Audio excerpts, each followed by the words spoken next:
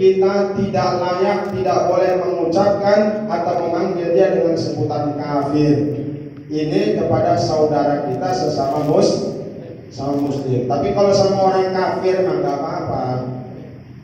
Sama orang Nasrani manggil dia kafir, orang apa? Nggak dilarang, nggak haram. Cuma secara aturan kenegaraan kurang toleransi konon doang. Karena Al-Quran tidak berubah. Di Al-Quran itu kalimatnya kafir atau kafirun atau kafirin. Nggak ada non muslim, nggak ada. Tidak bisa dirubah-ubah Al-Quran itu. Cuman secara etika bersosialisasi, walaupun dia kafir menurut syariat Islam, walaupun dia kafir menurut Islam, kita tidak boleh memanggil dia dengan sebutan kafir. Umpama ancek, kafir, mereka aja. Ya, ancek umpama Cina kan, jelok kafir, sini kamu, jangan, nggak boleh. Itu melanggar daripada undang-undang.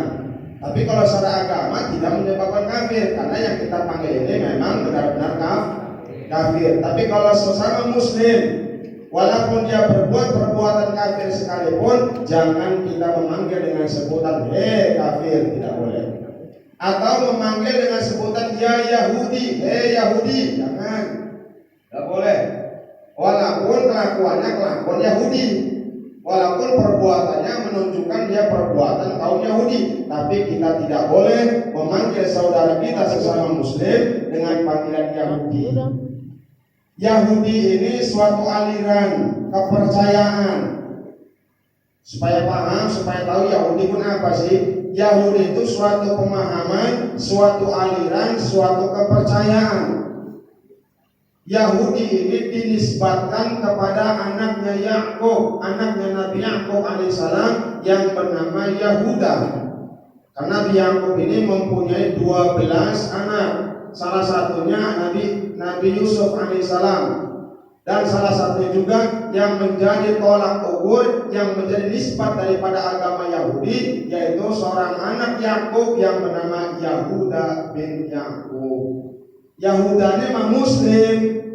Yahuda memang karena mengikuti syariat bapaknya Yakub. Tapi yang menganggap, yang menjadikan Yahudi itu sebagai aliran, yang menjadikan Yahudi itu sebagai agama, inilah mereka orang-orang yang sesat.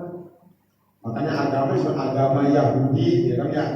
Sebenarnya agama Yahudi itu bukan agama dari Allah. Jangan salah kaprah. Agama yang dari Allah itu cuma satu.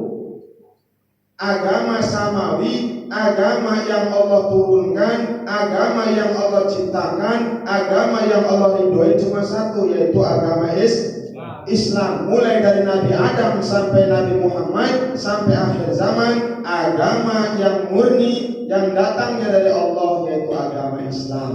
Sedangkan agama-agama yang lain itu hasil cipta karya buatan sendiri.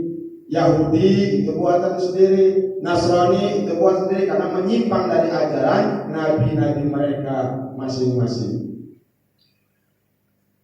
Nah kemudian atau mengucapkan kalimat ya Nasrani, Nasrani, nggak boleh. Manggil orang Kristen ya, manggil orang Kristen dengan sebutan Nasrani, Nasrani, apa manggil orang Islam dengan sebutan Nasrani, Nasrani, nggak boleh.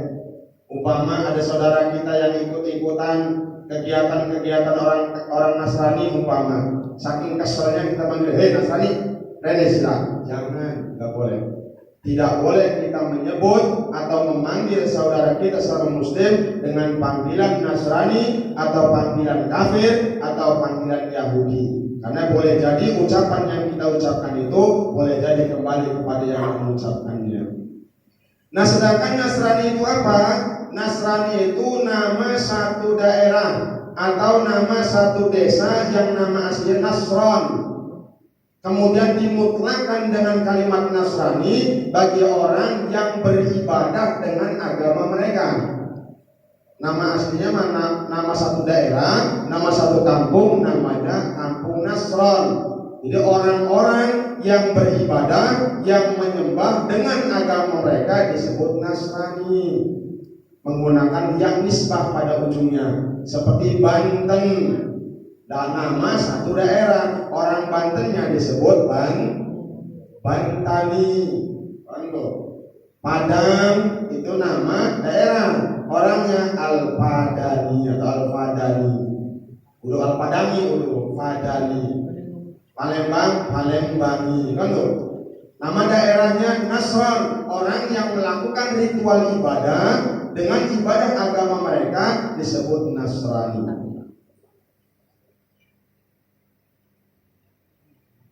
Atau mengatakan kepada saudara kita sesama muslim dengan panggilan ya adi madin, orang yang gak punya agama, orang yang gak punya agama, sini, gak boleh. Tidak boleh memanggil saudara kita sesama muslim dengan panggilan orang yang tidak punya agama, walaupun dia itu sama sekali gak pernah sholat. Saking keselnya banget. Lu itu orang apa sih? Orang Islam bukan? Apa orang gak punya agama lu itu? Ngaku Islam gak pernah sholat, manggilnya dengan panggilan orang yang tidak punya agama, ini gak boleh. Harus tetap kita panggil dia sesama muslim. Adapun tingkah laku dia, adapun perbuatan dia, urusan dia dengan Allah. Tugas kita hanya mengingatkan, mengajak dan mengingatkan. Ada saudara kita yang belum mendekat ke masjid, kita ingatkan, kita ajak. Ada saudara kita yang jauh dari pengajian, kita ingatkan, kita ajak. Kita tidak punya kuasa memberikan hidayah kepada mereka. Tugas kita hanya mengajak. Hidayah itu milik Allah. Kenapa? Nabi Muhammad pun hanya diberi tugas tabligh, menyampaikan.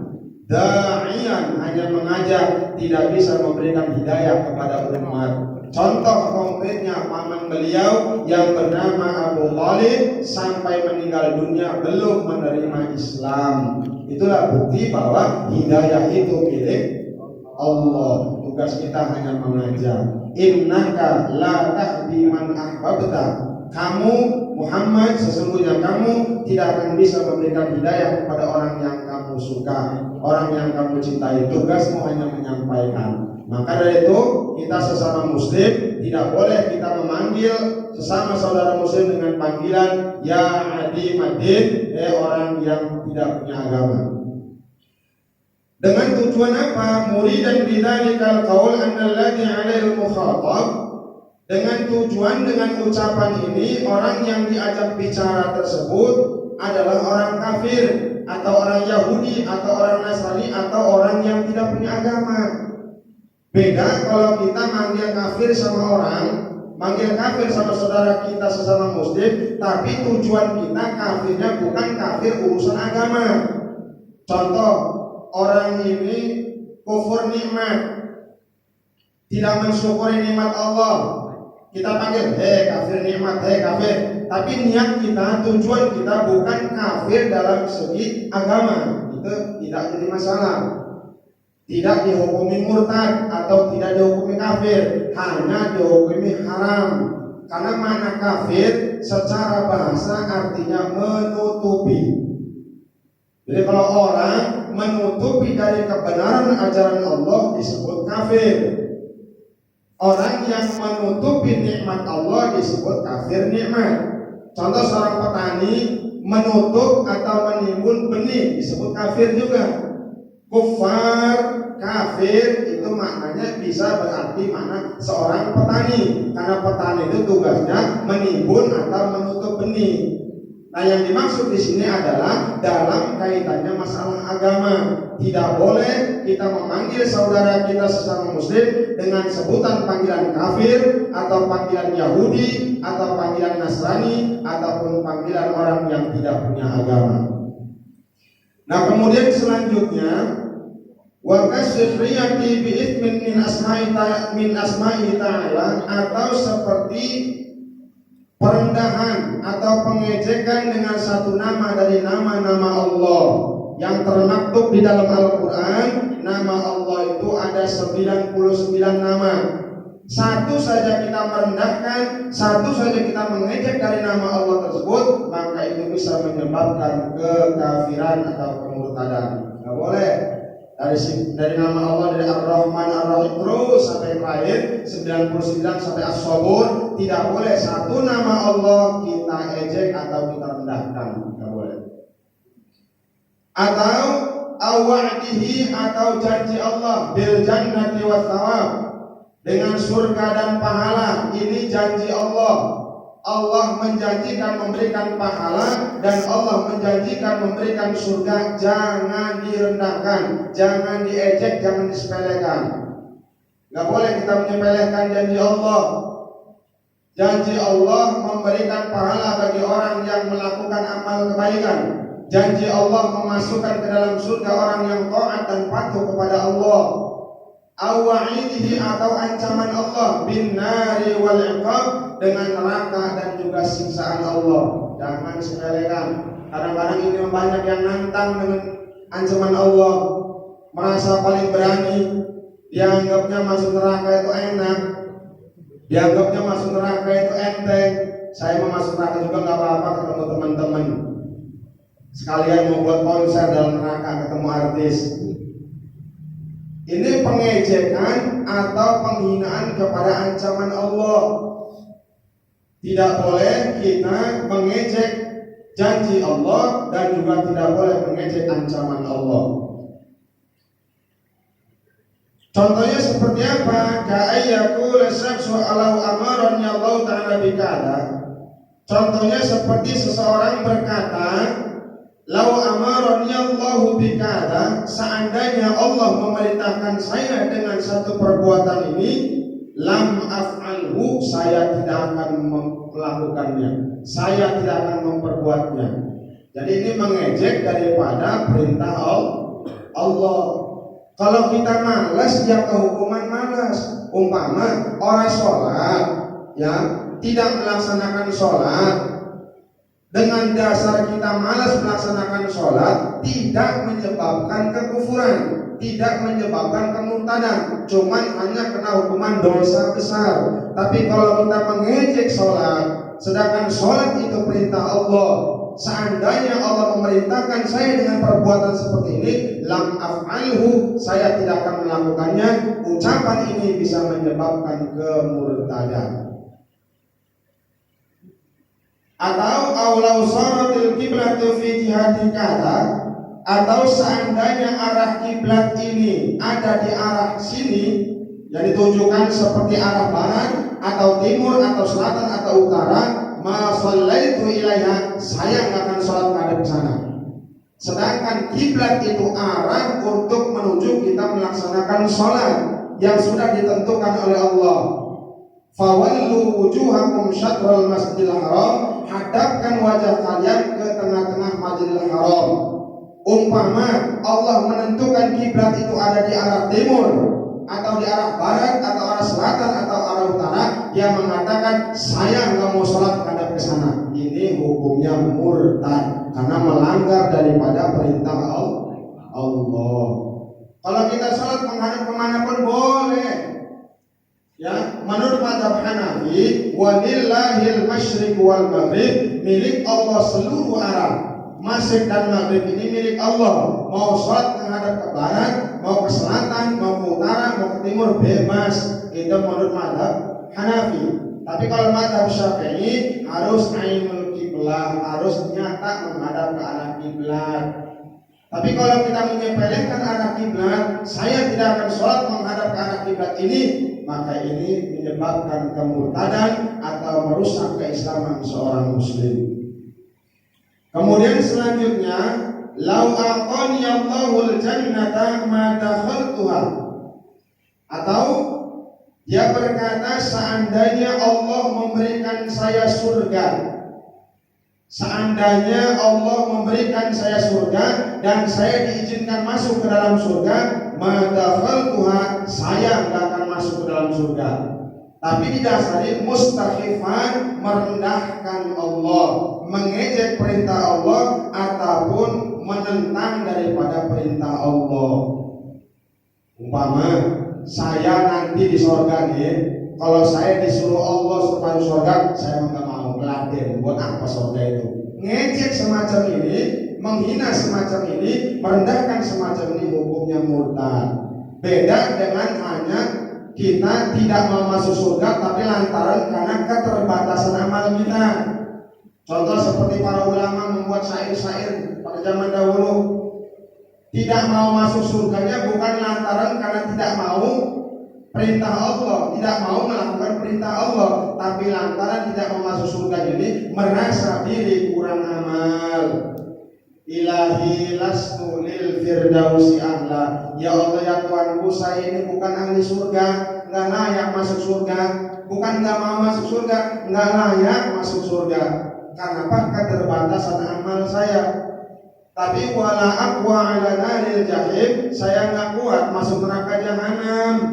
Masuk neraka enggak kuat, masuk surga enggak layak. Ini bukan penolakan daripada untuk masuk surga. Tapi kalau kita menyatakan saya enggak mau masuk ke dalam surga dengan dasar lantaran penghinaan atau pengejekan atau perendahan kepada perintah Allah, maka ini bisa menyebabkan kemurtadan atau merusak keislaman seorang muslim. Atau seseorang berkata, "Lau akhadiyanallah," seandainya Allah menyiksa saya. Ay aqabani, yaitu Allah menyiksa saya bitarki sholat, dengan meninggalkan sholat, ma'ama ana fihi minal marad, disertai saya dalam keadaan sakit. Zalamani, sungguh Allah menzalimi saya. Umpama kita terkena musibah atau diuji oleh Allah berupa sakit, yang sakitnya ini sangat parah. Banyak ibadah sholat yang kita tinggalkan. Kemudian dia berkata, kalau saya ini mati, saya disiksa oleh Allah lantaran saya meninggalkan sholat. Karena saya lagi sakit seperti ini, saya disiksa sama Allah karena meninggalkan sholat. Berarti Allah itu zalim sama saya. Ini bisa menyebabkan kemurtadan. Karena kewajiban sholat itu tidak terputus oleh apapun. Ya, kewajiban sholat terus berjalan selama akalnya masih normal, selama akalnya masih ada, selama ruhnya masih ada, selama itu pula kewajiban sholat tidak akan pernah putus. Sesakit apapun dia, separah apapun dia, kewajiban sholat tidak pernah gugur. Tapi Islam mengajarkan boleh kita melakukan sholat dengan cara-cara sekemampuan kita. Kalau kita tidak sanggup sholat berdiri, maka kita dibolehkan sholat dengan cara duduk. Tidak mampu duduk, maka dengan cara berbaring. Tidak bisa berbaring, maka dengan cara mengisyarahkan, dengan cara isyarat, gerakan-gerakan mata. Kalau sudah tidak sanggup untuk menggerakkan mata, karena sudah tidak bisa berfungsi, maka jalankan sholat kita melalui hati kita. Kalau di hati pun sudah tidak bisa dijalankan, maka terakhir mati, sudah tidak bisa apa-apa lagi. Tapi selama itu akal masih berfungsi, roh masih ada, tidak ada kewajiban, tidak ada gugur untuk melaksanakan kewajiban sholat. Seandainya ada orang yang sakit, yang meninggalkan sholat, dan dia berkata, kalau saya disiksa oleh Allah lantaran saya meninggalkan sholat dalam keadaan sakit seperti ini, berarti Allah menzalimi saya, maka ini bisa menyebabkan kemurtadan, kekafiran. Makanya wanti-wanti, kalau ada saudara kita kadang-kadang orang sakit ini kan ngomongnya sembarangan, kadang-kadang di luar daripada kesadaran ngomongnya. Diajak sholat, bah, sholat bos aku, sudah abang orang buat sholatnya, usah bisa apa-apa. Namun makanya dari meninggalkan sholat masih kita disiksa oleh Allah, berarti Allah menzalim para kita. Ingatkan, ini ucapan yang menyebabkan kemurtadan. Kadang-kadang banyak orang-orang tua kita sering kadang-kadang ucapan seperti itu, dianggapnya kalau kita sakit itu nggak bisa apa-apa, dianggapnya Allah maklum, dianggapnya Allah maklumin. Dan lagi rumah kalau sholat apa-apa nggak bisa begitu. Yang namanya sholat itu tidak ada yang bisa menggugurkan kewajiban sholat selama akal dan ruhnya masih berfungsi. Nah kemudian atau dia berkata tentang lifi'lin hadis, tentang sesuatu yang baru, ayat tajaddu di wujudihi, tentang sesuatu keadaan yang baru. Dia mengatakan hadza bi ghairi takdirillah, ini bukan takdir Allah. ini kebetulan. Nah, bahasa-bahasa seperti ini sering terucap nih. Umpama ada suatu kejadian atau suatu pekerjaan yang baru saja terjadi, kita menganggap pekerjaan atau perbuatan yang baru terjadi ini hanya sekedar kebetulan, bukan takdir Allah. Ini bisa menyebabkan kekufuran, bisa menyebabkan kemurtadan. Karena tidak ada sesuatu yang terjadi di alam dunia ini kecuali semuanya sudah ditakdirkan oleh Allah Subhanahu wa ta'ala, bukan kebetulan.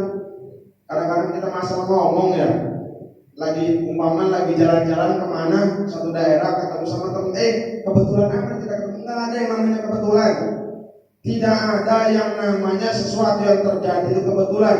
Semuanya sudah ditakdirkan oleh Allah. Ditakdirkan saya ketemu kamu pada hari ini, semuanya sudah tercatat di Lauhil Mahfuz. Tidak ada yang istilah kebetulan. Bahkan satu debu pun yang ada di atas muka bumi ini semuanya sudah takdir Allah. Tapi kalau ada yang mengatakan, ada yang mengucapkan, melihat sesuatu kejadian yang baru dia menyatakan ini bukan takdir Allah, maka itu menyebabkan kemurtadan atau kekafiran. Nah, selanjutnya, lau syahida 'indil anbiya wa awil malaikat au jami'ul muslimina bikata, atau dia berkata seandainya seluruh para nabi, seluruh malaikat dan seluruh umat Islam menjadi saksi atau bersaksi di hadapan saya, maka biltuhum, saya tidak akan menerima kesaksian mereka semua. Ini ucapan seperti ini, perkataan seperti ini bisa menyebabkan kemurtadan karena menganggap sepele, merendahkan posisi para nabi, merendahkan para malaikat, dan merendahkan seluruh umat Islam. Seandainya para nabi, para malaikat, seluruh umat Islam bersaksi di hadapan saya tentang sesuatu hal, saya tidak akan terima kesaksian mereka, ditolak kesaksian mereka, maka ucapan ini bisa menyebabkan kekafiran ataupun kemurtadan. Nah, kemudian selanjutnya, auqala, atau dia berkata ketika ada seseorang mengingatkan dia, ada seorang teman atau saudara kita mengingatkan kita dengan kalimat qalim al-faraka, Mang, Kang, potong si kukunya tuh panjang-panjang amat.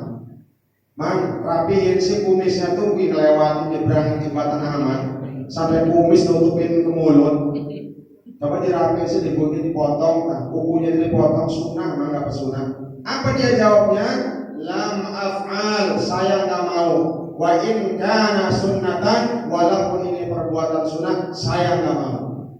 Walaupun sunnah, saya nggak mau melakukan ini. Ucapan ini bisa menyebabkan kemurtadan ataupun kekafiran karena menyepelekan sunnah. Kalau nggak mau aja, jangan ngejek. Umpama kukunya panjang, Mang, kukunya dawa-dawa, Mang. Kukunya panjang-panjang amat, potong sih, Mang.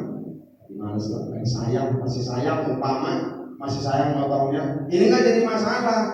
Tapi kalau sudah mengejek masalah sunnah, diingatkan, Mang, potong kuku sunnah, sunnah apa sih? Mau kita demen ya. Nah, ucapan seperti ini bisa menyebabkan kemurtadan karena menyepelekan sunnah Rasulullah.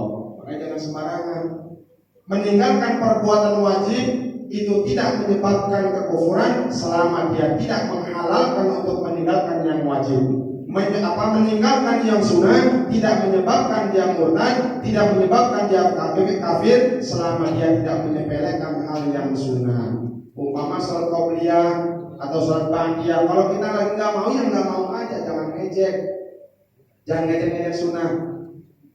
Mang, kalau masuk masjid Mang 2 rakaat tahiyatul masjid, sunnah masjid.